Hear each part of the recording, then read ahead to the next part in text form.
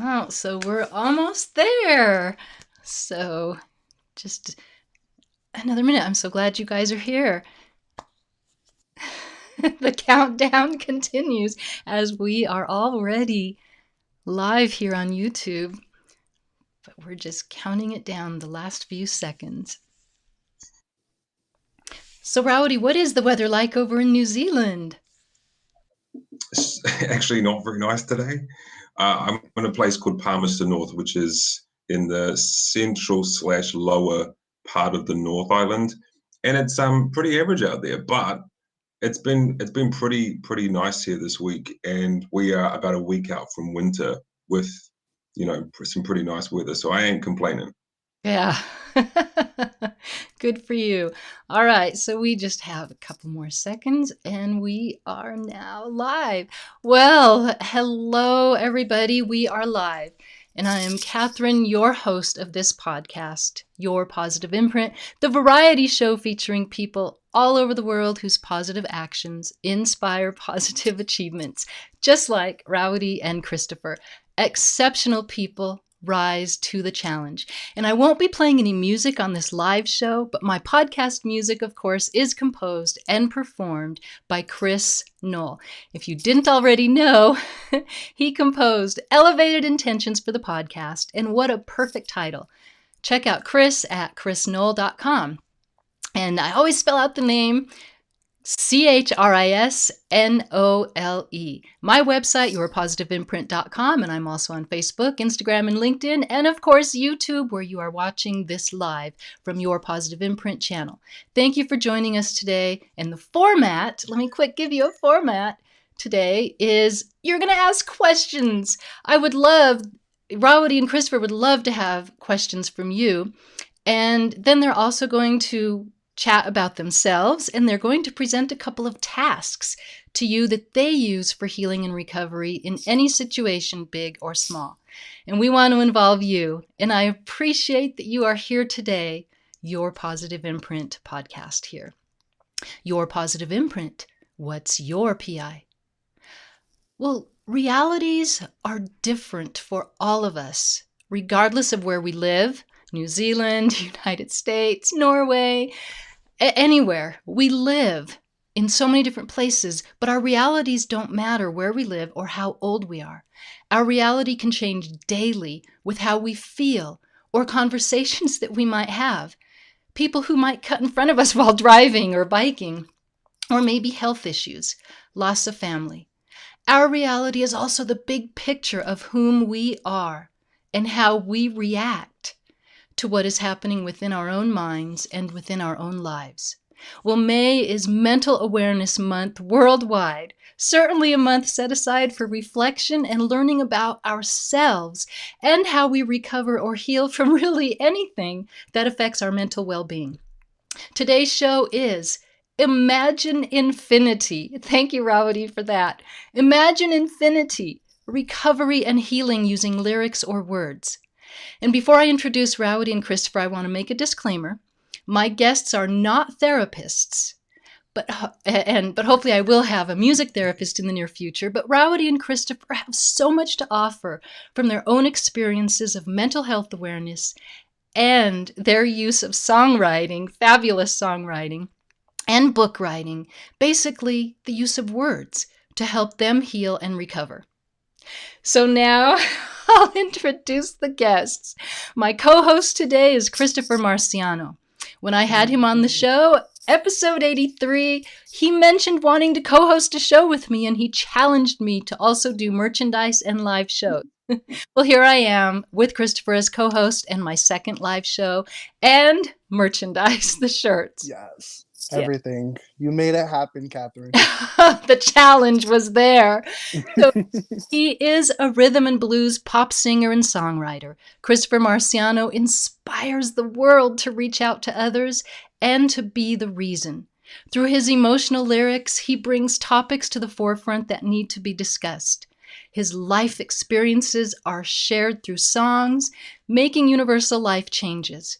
As an educator, he uses songwriting to teach the students about the world. Christopher Marciano creates positive change through lyrics and music. And Christopher, thank you so much for helping me here with the show today as well. Oh, thank you for having me. What an introduction. Oh, you're awesome. You're awesome. I'm so And excited to be here. I am too. I'm just so thrilled. And Rowdy, I met you first.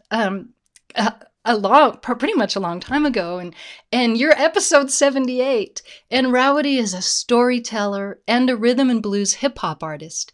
His young adult novel is a horror thriller, and he believes that sharing your own story has great value. And his is Lost Boy. Rowdy is a recovering addict, yay, who took action to become useful, hopeful, and helpful. Addiction was a delusion for Rowdy where he could not imagine infinity. He is of Maori descent, and he has these great, he can't show them now because it's so cold there, but he has these great moko, the tattoos, that represents his journey. Thank you. And those mokos, which are so traditional in the Maori culture, represents his journey of struggles to rebirth. Rawiri James unlocked his potential and is living the version that is the best version of himself. And he now imagines infinity, and he is bringing it to you. So Rawiri and Christopher, welcome to the show. Hello. Thank you, thank you. And like Chris said, this is if everybody was introduced into a room like that, there would be no lack of self-esteem anywhere in the world. That was I beautiful. know. Thank I you so feel much. good right now. I feel amazing right now. You are so welcome, but you so deserve that introduction. You have worked hard for it, and you have brought so much to the world with your own reality and your mental awareness. So I want to stop talking, and we're going to go to you and the listeners who I know have questions regarding your life, your struggles, your recovery. So, Rowdy, we're gonna start with you and the person that you are and how you got here. You're going to be Who in am the I? hot seat. That's actually that's interesting. I was thinking about, we talk about a task that we're going to talk about a bit later on, and I use very simple techniques to understand my characters when I'm writing them, and they're actually very similar to what you've just asked me here. Who am I and why? So who am I now? Well, I'm 34. I'm a New Zealander, and I market myself as a singer-songwriter, novelist, and I've done a bit of acting and that sort of stuff. So, in a roundabout way, I use storytelling as my. It's just easier rather than a whole line of descriptors. But I'm a storyteller. That's more in a professional sense. In a personal sense, before any of that, I was an addict and an alcoholic, and I think it's a nice humble way for me to put things into perspective, whether I'm having a good day or whether I'm having a terrible day. And the fact that I haven't engaged with those things, those substances, in quite a long time now, and and live my life in a very constructive and positive way. Even on the days where it feels kind of average, I sit there and think to myself, well, this wasn't the greatest day, was it, Ra? And then I think, well, actually, 7 years ago, I would have been freebasing and causing carnage. So actually, I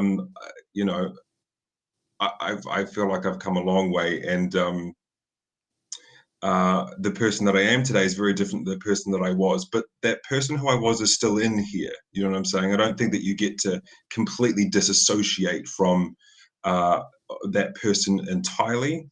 I think if you want to be well and you work hard at it, you get the opportunity to kind of sand down those edges and replace some of those default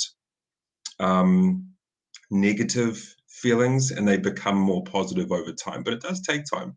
It's not easy to be sober. Yeah. It's I think beautiful, that's and quite powerful for you to say that. yeah, It's not easy. And I see that, I mean, I'm very lucky. I feel like compared to a lot of my friends in recovery, I feel like I've had it easy. I haven't what we call slipped or relapsed in the time that I've been sober and clean, which isn't everybody's story. And I hope it's not part of mine, although, you know, I've seen greater recovered addicts than me slip, unfortunately. But I know at this point in time, as when I was younger, I felt like I was compelled to take drugs and to drink and to do these negative things that didn't serve me in any way, but felt good at the time. I felt compelled to do them, and now I feel like even if I was to do it, it would be my choice, and I don't think it was my choice back then. And even that's powerful. The power of choice today. And or the perspective, rightly or wrongly, that I have the choice, you know, um, that's quite a powerful thing too. That But yeah, I like to I like to use those experiences in addiction to help people identify. That's why my music is very much based in. I mean, it's about relationships, my music and that, but it's also. But I consider my relationship with alcohol and drugs quite romantic. So a lot of those songs sound like I'm singing about romantic relationships, and in a way, I kind of was. Like "Bottle Down" was very much about, you know, my love affair with alcohol, and um, "Trip the Alarm" was about cheating on alcohol with drugs. Like I didn't. It's all there. It's all there. Mhm. But I think it's nice for people to be able to identify. And when I get people commenting to me about how they felt I was able to articulate or put into words part of their experience, that's what you live for, I think, as a creative person, as an artist. Well, You know, I was going to add, we already have questions in the chat box for you, Rowdy. You're quite popular, so I'm super excited. oh So damn. Chris wants to know even more deeper, when did you realize you were that person that needed to change? That's a good question. Thanks for the question, Chris. So there was, and here's the thing. I feel like in life we don't have one singular moment. I believe we have moments all the time, and the difference is whether you seize those moments. So I woke up one particular morning. It was Sunday. I know this. It was Sunday, the 22nd of June, 2014. And I copped a glance of myself in the mirror. And for the first time ever, it was like an out of body experience. And you often hear people Hmm. describe it like that, who have driven themselves to the point of breaking point, right? And I caught myself in the mirror and I thought, I don't know who you are. I have no idea who you are. And I didn't think, oh, well, the answer must be sobriety. That wasn't it. But I did think if you don't do something drastic today, then you might not make it till tomorrow. And that felt scary. I truthfully, up until that point, hadn't really cared much if I had died. I thought there was something Oh, kind of rock starish about kind of going out in flames, which is what I thought I was doing. Um, but as I mentioned, that was one day out of hundreds, probably over the past 15 years of my journey at that point, where I could have. I felt similarly, felt like, oh, this isn't right. But I just thought, you know, whatever. Or it goes away. You feel terrible and you feel anxious and you feel like life's not good, and then you make it through the day and you wake up the next day and it doesn't feel as bad. And so you think, oh, maybe I was just overreacting. Um, so yeah, I think any motivation is motivation enough. It's like when people go to the gym, you don't need to have gotten to you know really unhealthy to go, do you know what? I want to make a positive change in my world and I want to start working out and exercising and eating better. In the same way, I think is exactly the same for your mental health. You don't need to be, you know, beaten down by panic attacks daily and have suicidal thoughts like I did in order to go, do you know what? This is not this is not what I wanted. This is not fun. This is not helpful. I want better for myself. yeah, But it's hard to know that because we don't really have that language. Maybe we do now. exactly. We talk a lot about mental health, but when you're in it, one of the side effects is that you always kind of feel like you're alone and that nobody could possibly understand. But I think we internally as people know what feels healthy and right and what feels destructive. So if what you're feeling is destructive, please understand that there are people out there who can help you get on the path to be better and more well. Yeah. And what sort of demons do you think you were dealing with that started this whole path? Marianne wanted to know a little bit more about that. Okay, thanks, Marianne.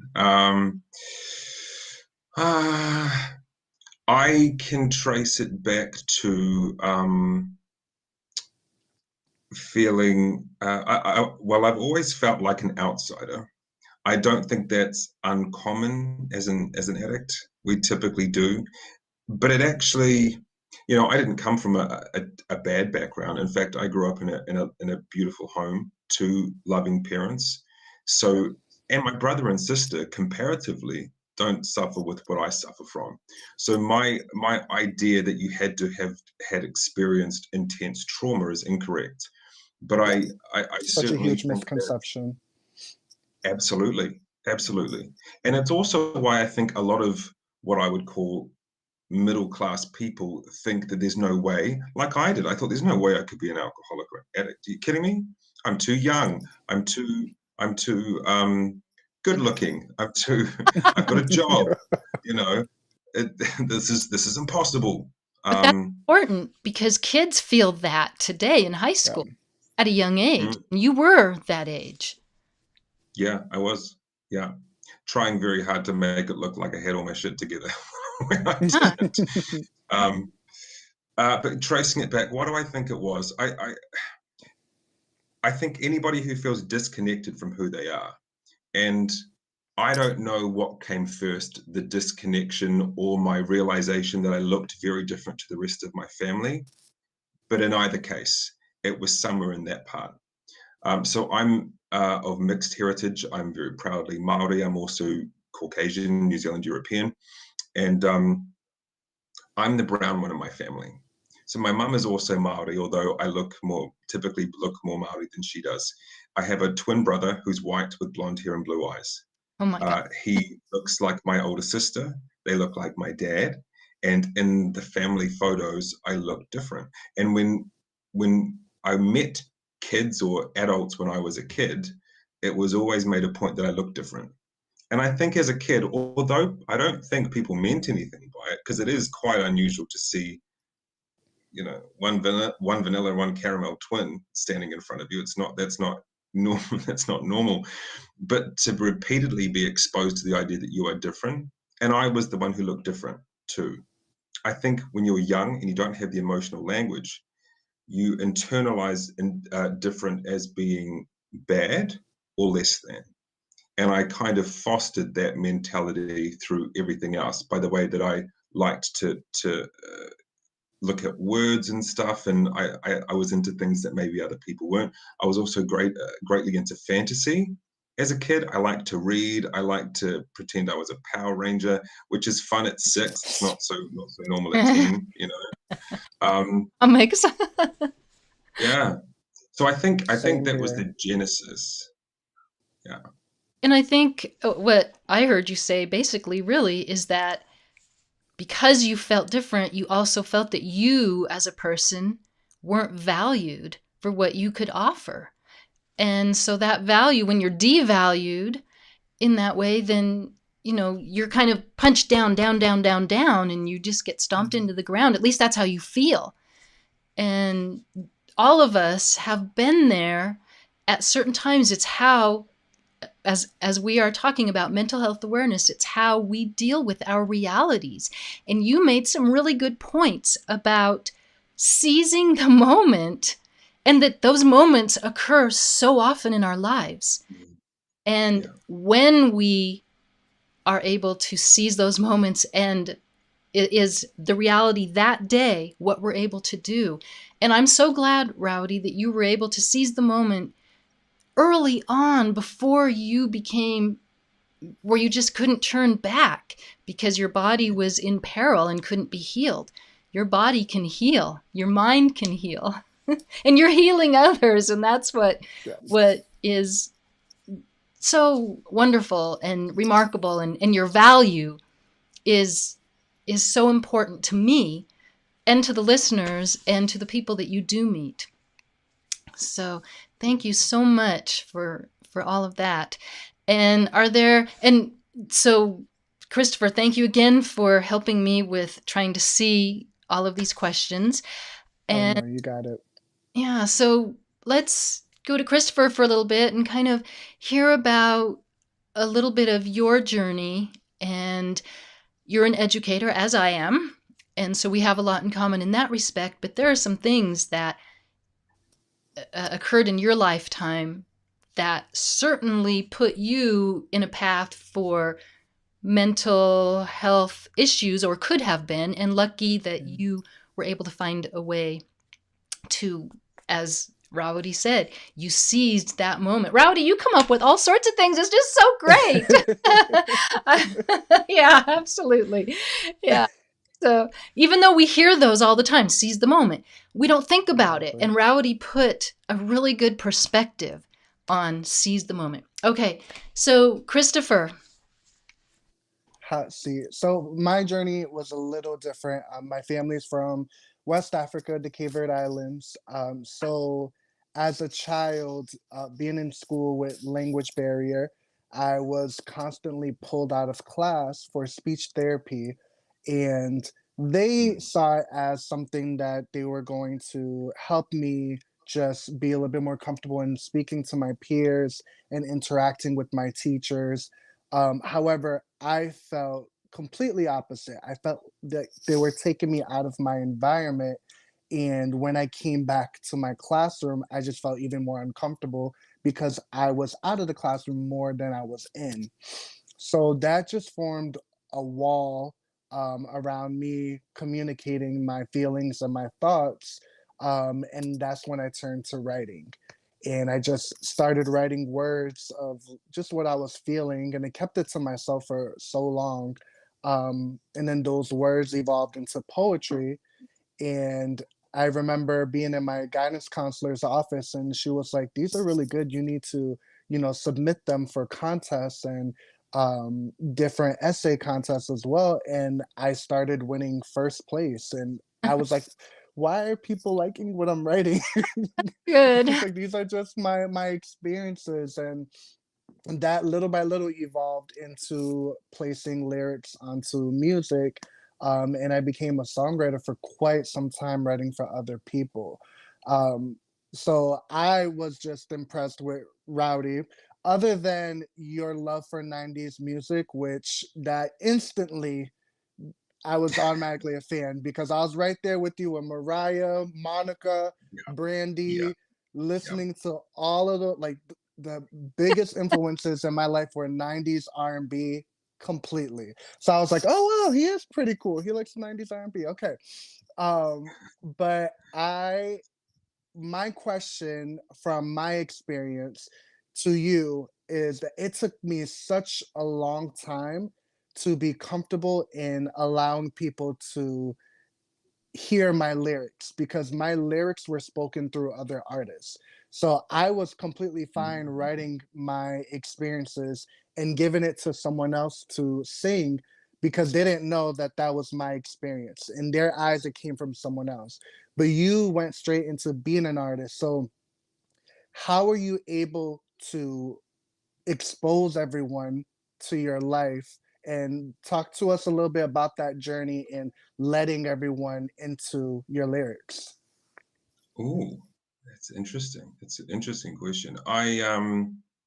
So the only other experience I had before the Lost Boy album, which is my first album, I did a collaboration hip hop EP with my friend Frederick, who co-produced, Frederick, yeah. who co-executive produced the album, and it was very different. It was very like party hip hop, and it was fun. I was newly sober at the time we made that record, and I think as much as we were starting to work on Lost Boy at that time, I felt like I think I needed to make something that had less stakes in it. I needed to have songs that weren't particularly deep. They were just fun. Yeah, I just needed fun. I had spent 27 years so wound up that I needed to just kind of before I could even get to that stuff, just breathe a little bit. And we did that with those records, which to me is still fun. I really enjoy those records, but for different reasons than I enjoy Lost Boy. And I think once that was done and I was out there performing, we did a lot of gigs with that DTF record. And I think as a result, I became more confident who I was on stage. Certainly learned how to perform on stage without a drink. I'd never done that before. Oh, And so seeing people's reactions and interactions gave me, I think, built my confidence up. But I think also by the time Lost Boy was released, I was what, close to 5 years sober. And I don't know, maybe it was confidence or just blind delusion, but I felt like uh, I wasn't scared anymore that people would not like it. I also knew that it would probably have quite a niche audience because not everybody can relate to being an addict. I tried to make the themes universal, but I can't, they are deeply personal. So to me, the average person who doesn't struggle with mental health issues is probably less inclined to like it. And to me, that's okay, because what it meant is that I was finding the people who deeply related to it than to have people who were superficially attracted to the sound of it, if that makes sense. Completely.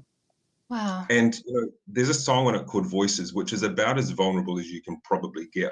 I have an outright argument / confrontation with the voices in my head.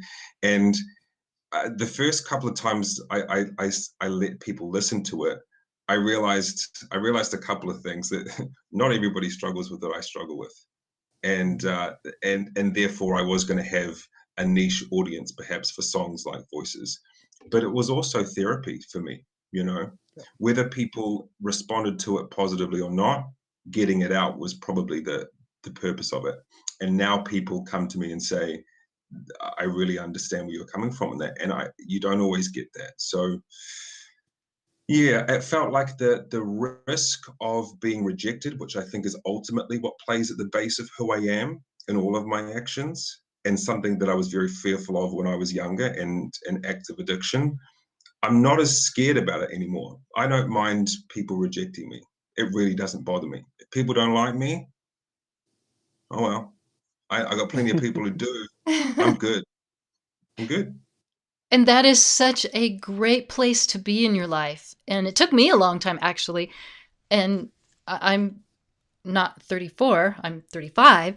But anyway, so Yes, 35. Come it, through 30. took, it took me a long time to get there, where I could just, start brushing things off. But that's a good place to be, because then you are able to move forward with, again, with your own mental well-being, your own reality, and say, hey, I will do what I can. And there's a phrase that comes from the 1800s. My mother raised us with it. I pass this way but once.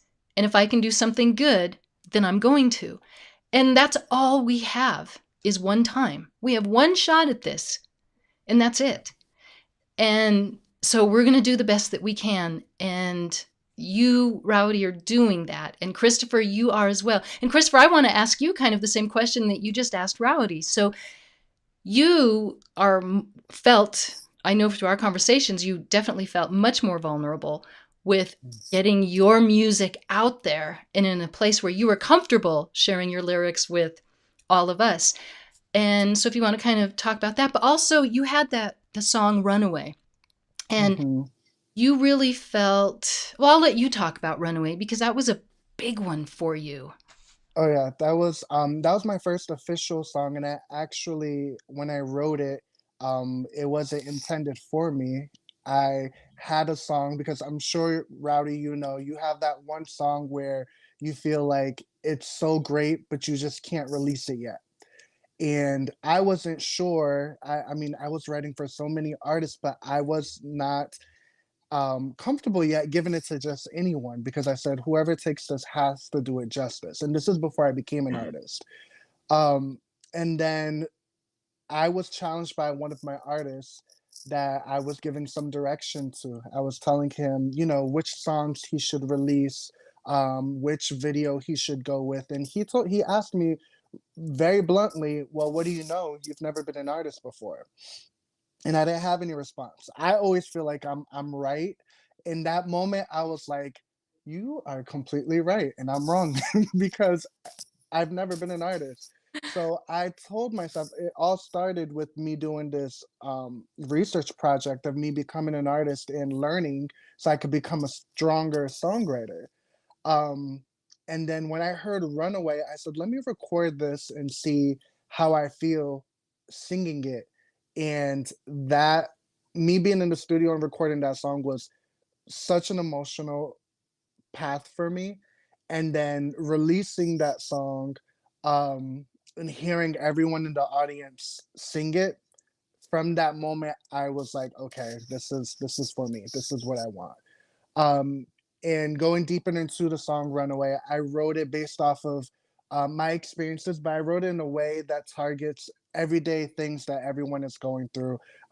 Your battle with sexuality, battles with religion and being accepted for your religion, and self confidence. So in the video, I have all of my friends and all of my family members and their experiences that we've gone through. My mother is actually playing a mother in the video, and her battle with accepting her son, who comes out as gay in the music video. And I was behind the scenes in that music video, quite emotional, because when she was talking to the stars on the set, she was yelling my name. Oh, And even though they were not me, she was channeling that experience. And then when we got back together, we were just so emotional about that. So that song really started the healing for me. And as we're talking about lyrics being a healing moment for mental health, that showed me like, wow, look at what I've done with this song beyond just me. We had like my cousin, my sister, my best friends, my mom, they were all in that set, and we all reflected on our lives. So I was like, I want to keep doing this.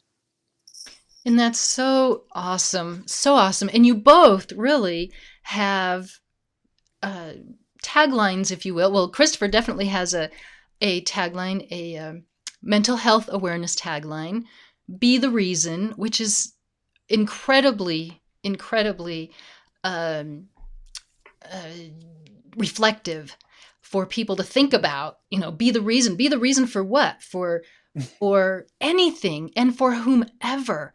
You know, and that's fabulous. And then Rowdy, I know you don't have you kind of have an official one, Lost Boy. That is your tagline, but you have a theme song. And your Mm. theme song is Trippin' the Alarm, which Yeah. I love, Trippin' the Alarm. And that's one of our, I think last year during, well, right before, oh my gosh, this is May. So last year, right before we shut down, that was pretty much our last hip hop song, was Trippin' the Alarm, I think, that we danced to in my class, in my dance class. Was it? You remember? I think it was, if you can remember back then. Yeah. But that's Yeah. your theme song, yeah? Yeah. I think to some degree, all of the songs we write, and Chris will probably back me up on this. Every song that we write is an extension of ourselves. Well, at least for me, Mhm. I'm not very good at writing for other people. Christopher's probably much better than I am because I can't. I find I'm too me when I write songs. The lyrics that I choose, the cadence is all so innate to me that I would have to really put myself into the shoes of somebody else to write songs for other people.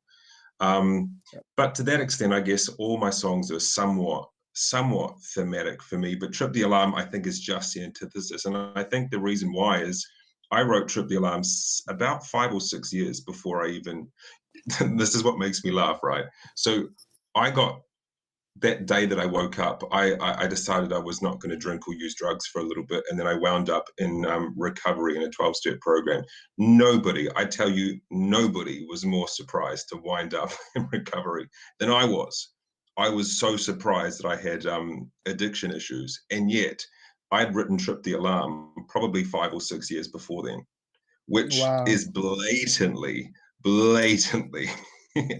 addictive, right? Hmm. Um, But I think when you write, whether you're a journaler or whether you write poetry or whatever it is, if you're a creative person, you're trying to expel certain parts of yourself, or reconcile, maybe is a better word, reconcile parts of yourself that perhaps don't make a lot of sense to you. And so it's not surprising to me that we find those things that we really want to say, but maybe are just too scary to say out loud in a conversation. We find ways to circumvent that by putting it into Put it in music, there. or yeah, you get it. Yes. So I'm going to be the oddball because my personal favorite is How I Got Over. And I Oh just feel like that's everything from like your harmonies and your vulnerability with your vocals. Um, I love that song.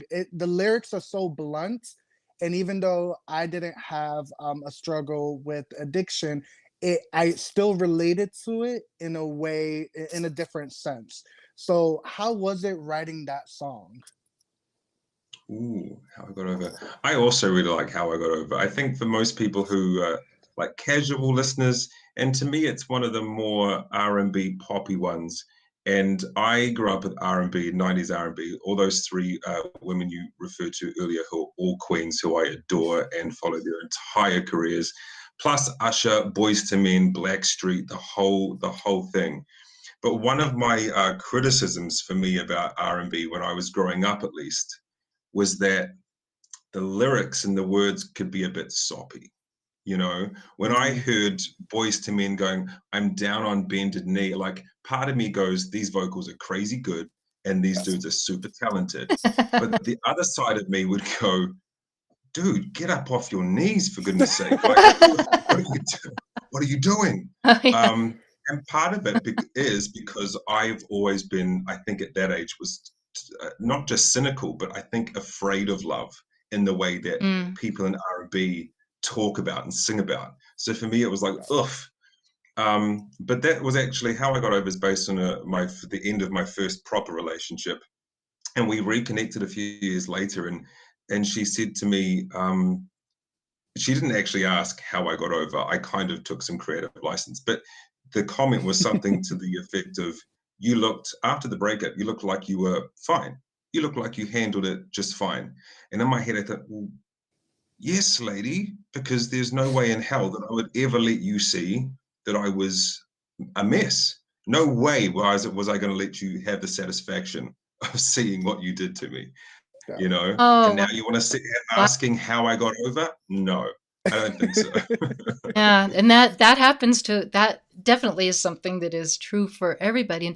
And so we have more questions, but I want to get the audience involved in a task because you both have these great tasks that have to do with things that you do with your own recovery and healing, and something so simple that we can all do sitting here. So, Christopher, I'm going to let you start, and then Rowdy, you're going to come on in. So, all right, so we're ready. All right, guys, for your learning test, I feel like I'm back in the classroom. We are going to do a special task.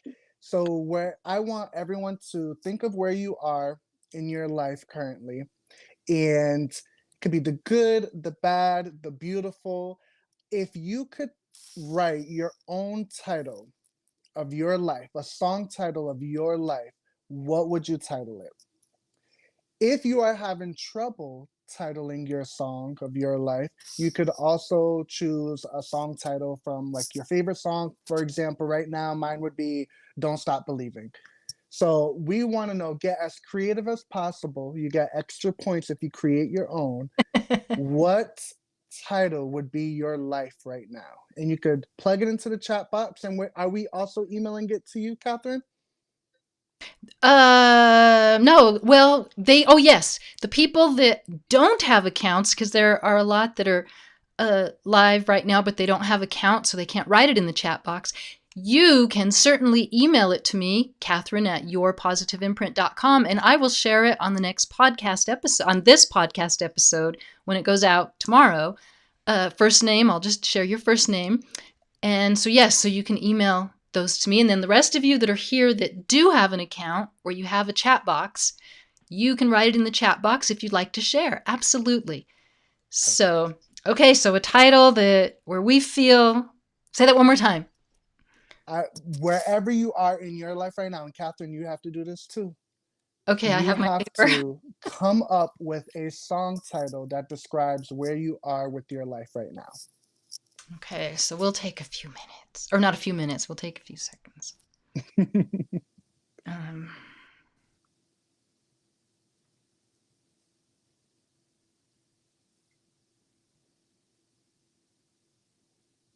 And as you guys are doing that, Rowdy, we have another question for you. Which color Power Ranger do you prefer? Oh, okay, this is super easy for me because I didn't want to be just any Power Ranger. I wanted to be the Black Power Ranger. Yes. And the guy who played the Black Power Ranger, so the Power Ranger in the original series was Zach, played by Zach. Walter Jones. Mm-hmm. Correct. And he was, for me, the coolest Power Ranger. Not only could he kick your ass, he could also break dance, and he was just cool. Like, and I went into a predominantly white school, so all the boys wanted to be Jason, which is the Red Power Ranger. No disrespect to Jason, he's all good, right? Mm-hmm. But Zach was so much cooler, and you can't tell me nothing. I wanted to be Tommy. Tommy was my personal favorite. Yeah, Tommy was pretty cool. Yeah, he was pretty cool. He had 2 colors. Who else had that? All right, so we have some amazing song titles coming in. GNR says One Day at a Time. I completely hear you on that one. Being an assistant principal for over 900 elementary students, we have to take life one day at a time. So I'm right there with you.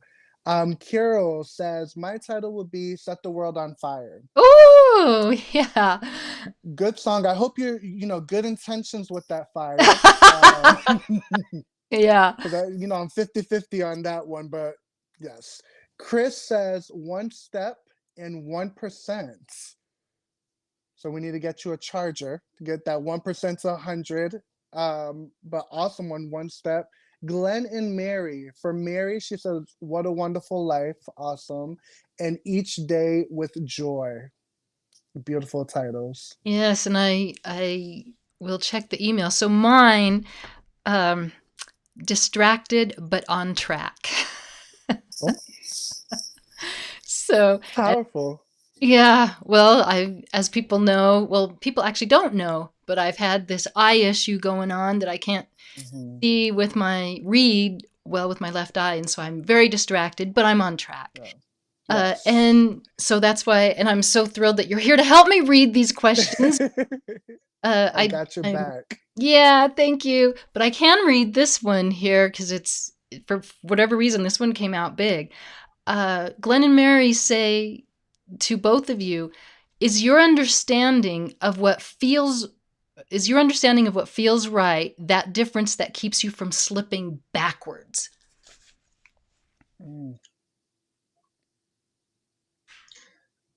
Do you want to go first, Chris?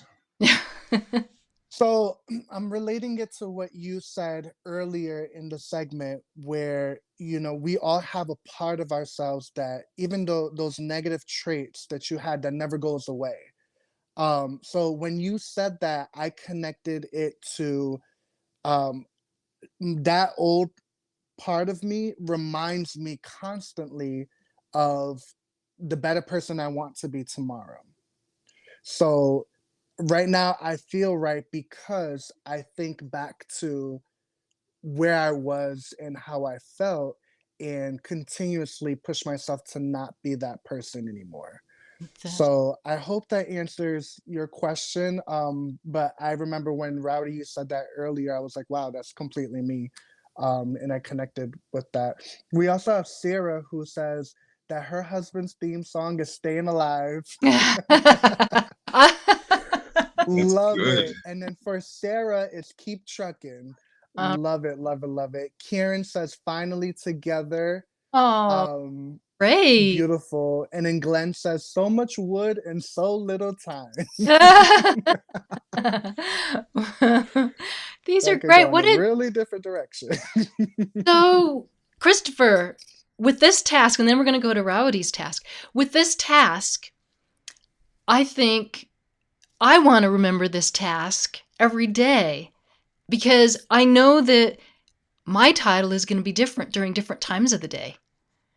And that I think is really important for that moment, that very special moment of seizing that moment. So yeah, this is a great task. So as more come in, we'll see those and then we'll check for questions. So Rowdy, your task.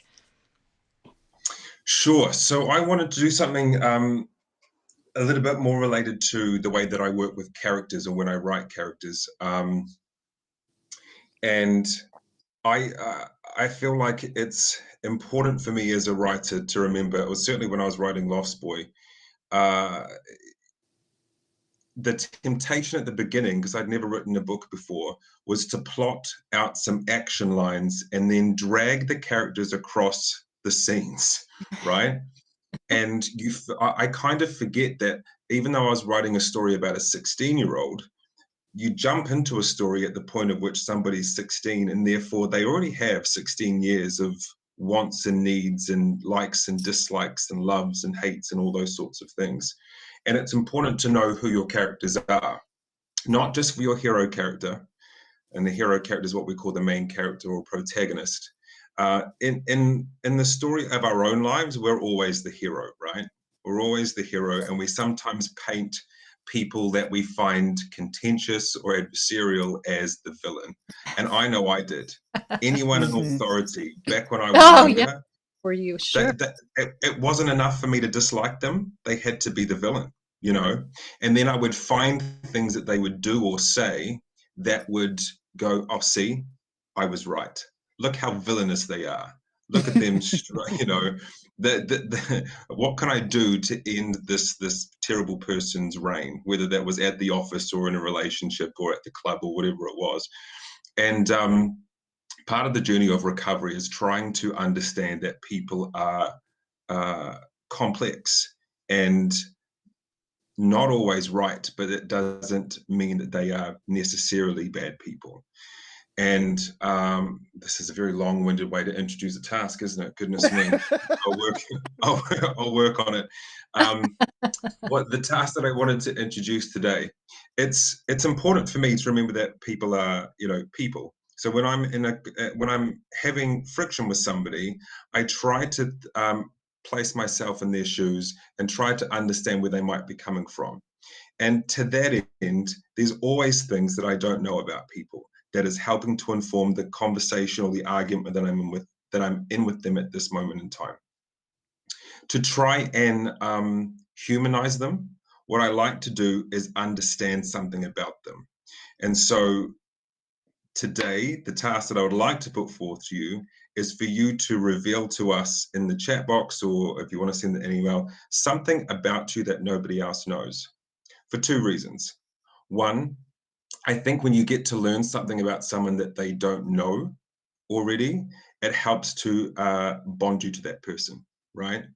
And I consider this a safe environment. So if there's something you've been wanting to get off your chest, this might help you, because I think it's important to get these things off our chest if they're sitting on us. But it's a safe environment. This is all supportive, and you don't have to put your name to it if you prefer to use a pseudonym. But I also think, yeah, it's a good way for us to bond, humanize each other, and find out something interesting. I do this with my villains in my stories. When I find them getting too villainous, I try to think of what might have happened in their life that I'd find interesting. What candy they like. Why do they like that candy? What was their childhood like? What school did they hate? What subject did they hate at school? Find ways to just connect them to humanity. I like this. And sorry, I didn't mean to cut you off. Finish your thought, Rowdy. No, I think I've thought long and hard enough. So let's leave it at that. Reveal to us something about yourself that nobody else knows. I think this is really, really a good task, because this is, as you mentioned, getting it off of your chest. I think it's a good way for mental healing of something, as you said, that might have been hanging on us for a while, and people didn't know that it was hanging over us, or something that you are learning about somebody because they were too afraid to bring it out. But yeah, I've never ever thought about this task, ever. So, well, and while people are thinking, there's a question here. So, Marianne, if I can read that, would you, let's see, would you like, can you read, please, let's see, I'm trying to read it. Can you read that for me, Chris, please? Would you each, is this the one, recite a bit of your Yeah, lyrics thank of you. one of your songs? Ooh. So for this one, I feel like Rowdy, and you could attest to this. There's always that one song where you sit back and say, "Wow, I wrote that." Which song of yours did that for you? And I'll think of mine and give us like a few lyrics from there that really resonated with you. Sure. And Not to put actually, you on the spot. in terms of even the task that I just put forth to everybody, I think Voices was the one that probably surprised me the most because of how quickly it came out of me, but also just how, well, you'll see, because I'll recite a few of the lines. So it starts, they was the best kept secret as a little kid. I guess I was different, hella weird and diffident. All I wanted was my silence, and as a consequence, I didn't think nothing of it, non-cognizant. And so what I'm talking about here is talking about the fact that as I grew up, I had these voices in my head that seemed kind of benign. They seemed okay. They seemed to be helpful, but that was the point. And as I would get older, they would become increasingly less benign and more violent. So, yeah, I think that's probably what I would choose. And I know that was a tough one for you to release because your mom wasn't so happy about Yeah. it, right? It was uncomfortable for her to hear, which is always hard. And I always have those feelings because I when I was a teacher before I was promoted, I was really apprehensive about releasing music because my students are like my biggest fans. They're always They searching are. for my new songs and my new releases, and I'm like, some of them I'm cursing in, and I'm like very nervous about them hearing that side, but they're so supportive anyways, and it probably heard worse. Um, but on my new album, I have, which is completely was my first album. It has been done for some time, but I've been apprehensive about releasing it just because I don't want to hurt anyone with my words and my experiences. And it's always that, that feeling of, oh my gosh, am I ready to expose everyone to what I've gone through? And, but then you realize, okay, no, I want to show everyone that there's a light at the end of the tunnel. So I have a song called Just a Little Bit, and it talks about loving someone so much, even though that love is not reciprocated and you're willing to give them all your love, even if they make it up and only give you a small portion of them. So the lyrics say, I know that I love you more than you can realize, but I could live with real lies just for you to say that you were mine. Oh, Um, wow. Yeah. Wow. and then I'll settle for what you can give. I'll give you my all, and all that I want is just a little bit. So it's basically like I don't care if you don't love me. Just be in the presence of right now, just so I could feel like you're mine, even though it's a lie. Wow. So that song not released yet, but I'm excited for everyone to hear that. It gives me goosebumps, all of this. And It you're actually tripping. gave me It goosebumps too. did. It Yeah. did. Absolutely. I'll Wow. send it to you guys first. Yeah. Yeah. Rowdy, it's R&B, so you will love it. Oh, for sure. So, For sure. yeah. And wow. So there's so much that has been happening in this short time, and we're almost to an hour. I cannot believe it. And we have more questions here. And We but have some anyway, people who have listed they've done Rowdy's task. So going back to Karen, she says that she's insecure. That's something that not a lot of people know about her. So we're definitely sending you some positive thoughts and some love, and know that you are a badass. Excuse my language. You got this, Karen. And then Carol says, I used to hitchhike, which is wow. Oh And yeah, then wow. that's a lot. And then going back to we have the mix live. My people, absolutely love you guys. Thank you so much for always being such a support. They listed their song "Making the Best of It," which I feel like is important for us to continue um, to keep in mind when doing that. But thank you guys for being so vulnerable and sharing what you guys personally go through, Yes. and something that other people may not know about you. Yeah. Catherine, tell us something So that for everyone may me, not know. so people don't know what I've been going through with this eye situation, really. Hmm. And I had an incident. I won't go through it, but it's behind the eye, and I'm getting cortisone shots for it to get inflammation down because I can't see. And it's but one of the Wow. things that people don't know is how fearful I was when I read something that when people start to lose, and I'm not losing my blindness. At least I hope I'm not. I'm hoping I'm just hoping. So there's hope.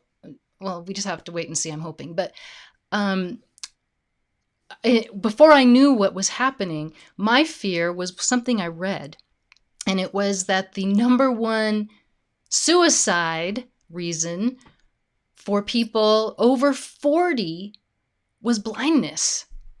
Wow. And so I don't know if that's true or if it was just what I was reading. You know how the internet is. You read all this Hmm. stuff and it's like it goes to your head. Rabbit hole. Yes, of And course. yes, and so, you have to not do that. And my doctor told me, my eye doctor said, do not read that stuff because Hmm. I am working with your eye. We are doing cortisone shots, and I go in tomorrow, and I'm hoping he's going to have good news. So, but if not, then, I've got support and this other Yes, eye you works. do. I just have to get a different set of glasses so I can read. But anyway, so that's my thing, and that people don't know that I read something like that and it went to my head like, oh God, what if that's me? But it wouldn't be me because that's not who I am. But you feel scared. Your fear is so high at that. Overwhelming. Yeah, Hmm. that you don't know. You don't when you can't control something, then your fear just goes abounds and hops all over the place. So that's mine. Um, Thank you for so sharing. yeah. Yeah. So and you two, I absolutely am so thrilled that I met you two over a year ago, and uh, we've had so much to talk about through the year. We've kept in touch, and I just love our friendship so much, and I love what you're offering and bringing with regard to healing and recovery to people in New Zealand, and of course on my podcast, which is worldwide, and I'm just so thankful. So I have merchandise giveaways, and I want to tell you how to do that. Yeah, they're great. So, but is there anything else that's in the chat box that? Lots of love coming to you. They just said, "Love you, cat." Oh, that's so sweet. Thank you. That's awesome.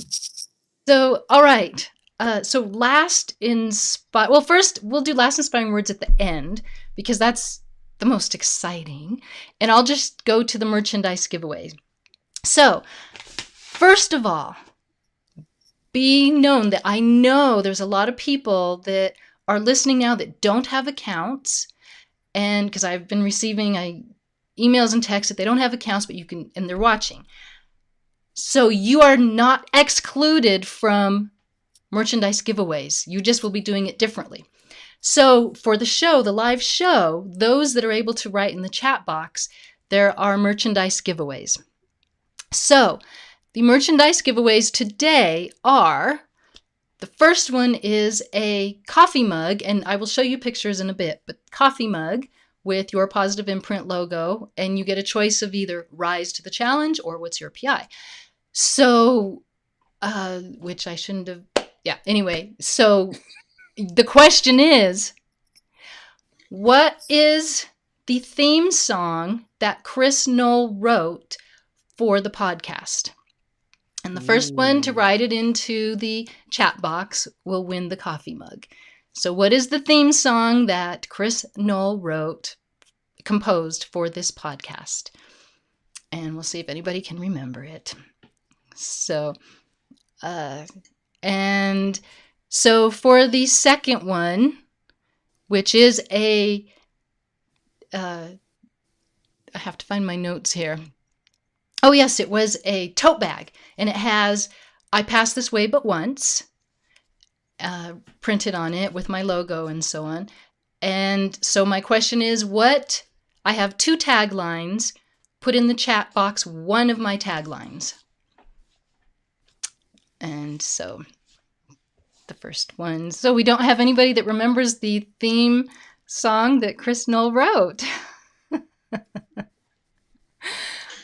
I think I would be able to win half of a coffee mug at this point. Okay, help the audience out. What is half of it?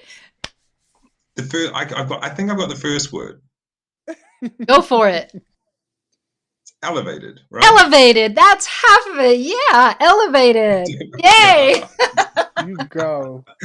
So Karen Rin says, "Rise to the challenge." That is one of my taglines. So she wins a tote bag. And she wrote in both. She wrote in both "What's Your P.I" and "Rise to the Challenge." So she wins a tote bag. And so the song, so we're just still waiting for the theme song. So I'll let people ponder over that while I go to show you the website for the outside of the live show. Everybody will be doing... Oh, we have a winner. Ooh, Sarah. Elevated Intentions. Intentions. Yes. And she will win a tote bag. So then for the big, not the big, because they're all big, wonderful merchandise, but this has to do with the show today. So I just have to share my screen and show you, and then I will tell you how you can... Oops, I don't want to mess that up. So I have to go in and bear with me for a second while I read these up here.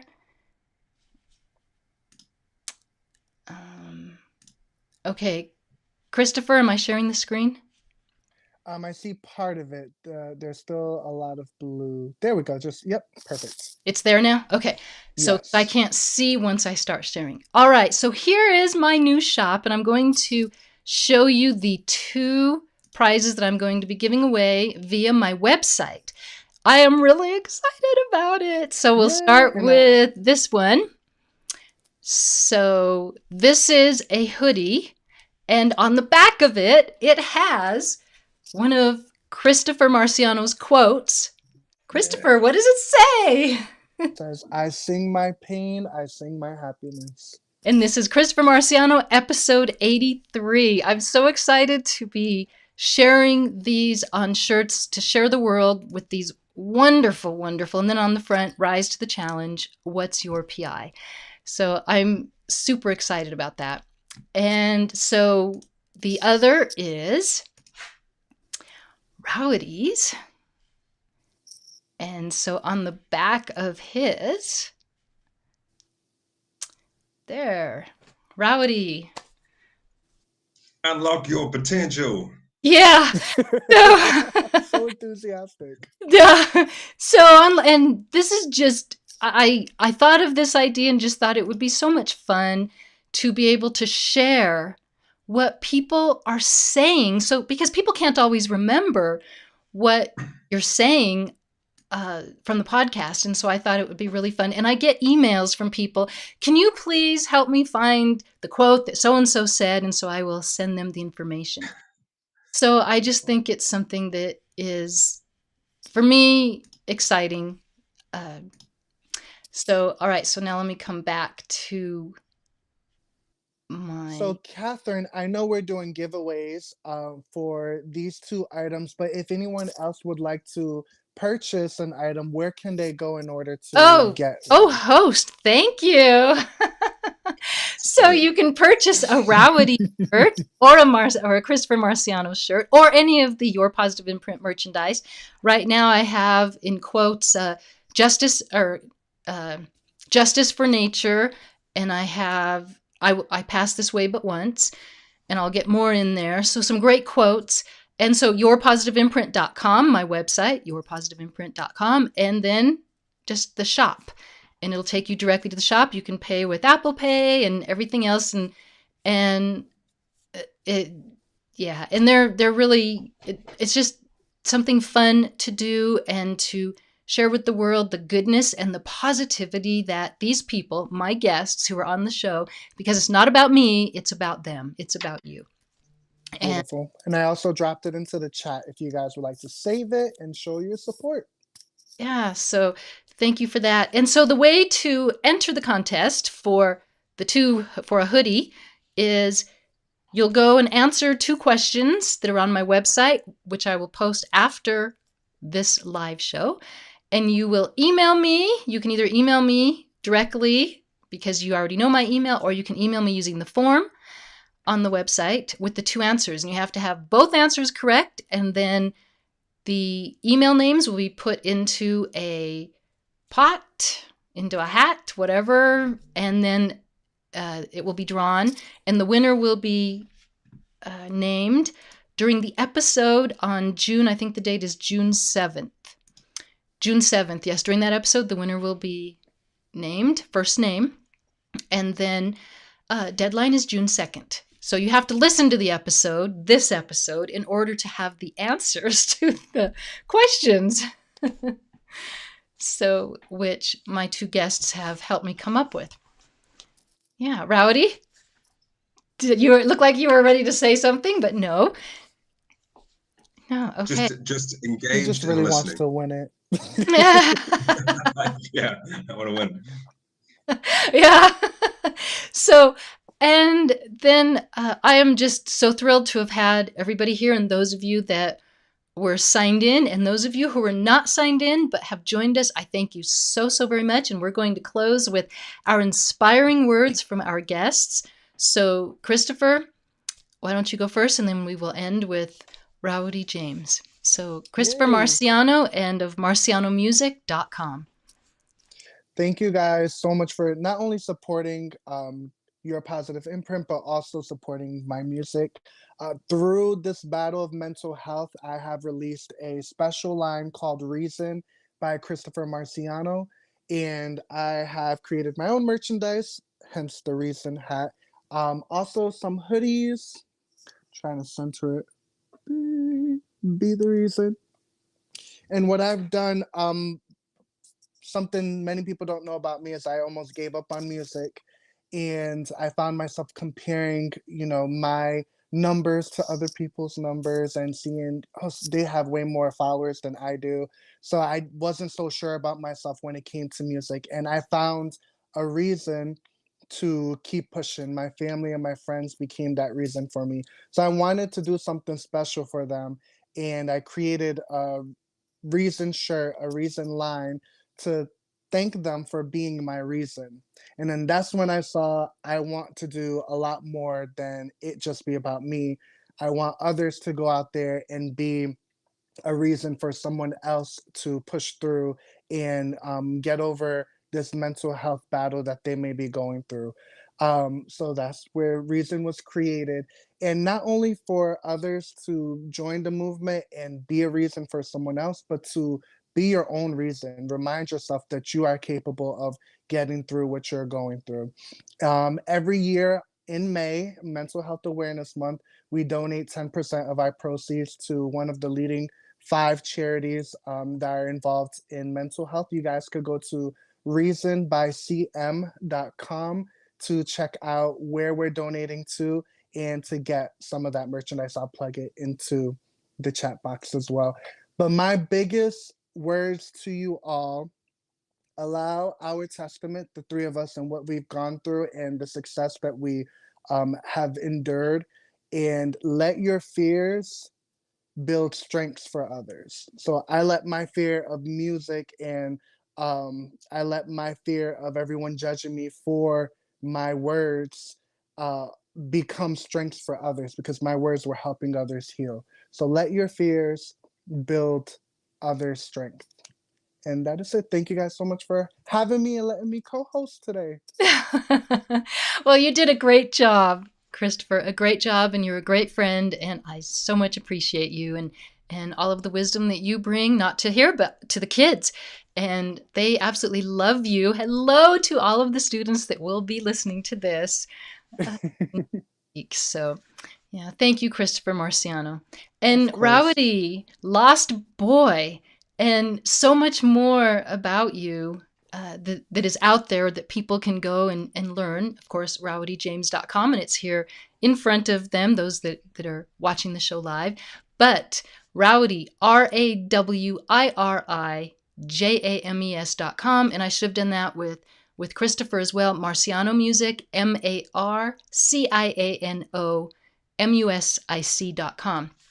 So, Rowdy, one who has so many words of wisdom and so many quotes. I told Rowdy a while back that I could open a shop with just because he has so many.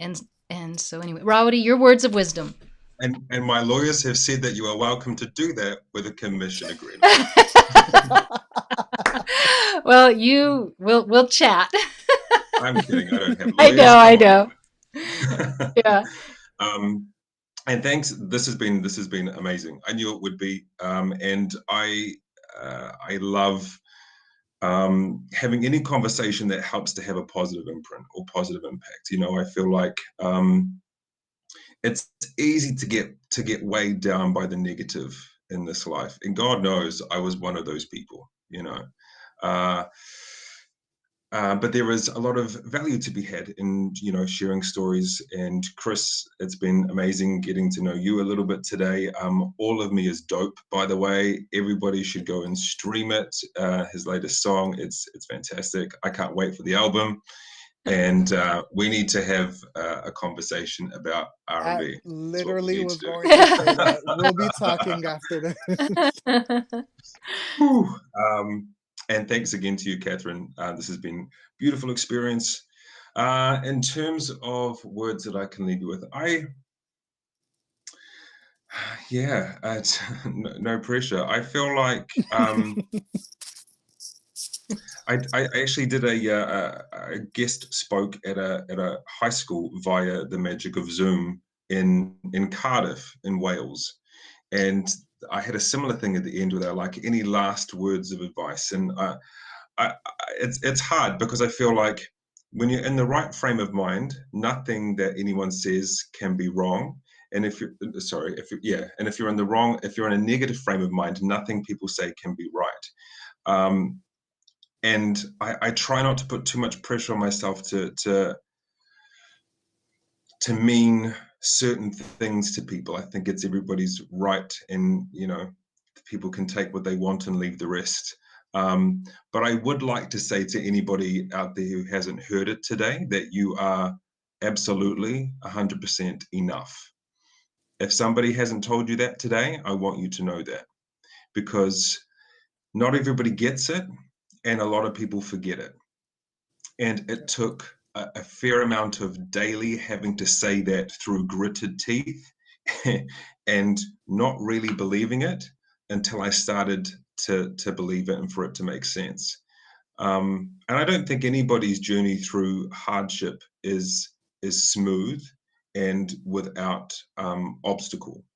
But that's okay, because I don't think that life is supposed to be necessarily easy. But yeah, I believe we often give ourselves a hard time for not being as wonderful or successful or attractive or whatever as we think we need to be. But right here in this moment, you are enough, more than enough. And, you know, we can take the steps to be better, stronger, faster, smarter today and tomorrow. So yeah, sending you much love from New Zealand. You're going to make me cry. Yeah, so sweet. Well, and I love the Māori phrase for be in good health, take care, kia ora. So Kia ora. I love that. I just love that. Yeah. So I thank everybody for joining us here. And of course, this episode will be rerun as a regular episode on Your Positive Imprint, and it can be found at yourpositiveimprint.com or, of course, your favorite podcast platform. You both are well over 100% awesome, and I value the both of you. And this segment today on healing and recovery during Mental Health Awareness Month has been very informative and very inspiring. The two of you are so inspiring, and I appreciate you. Thank you so much for joining. Yeah. Thank you. Appreciate you too. Thank you. Your Positive Imprint. What's your PI?